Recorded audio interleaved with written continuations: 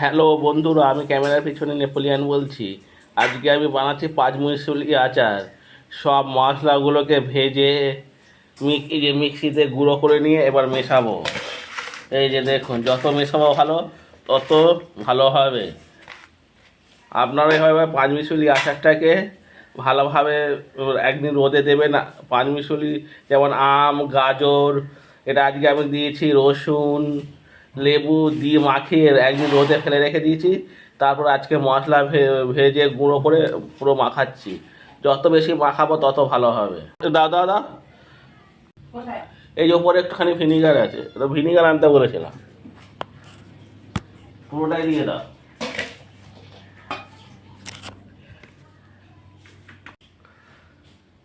করুন,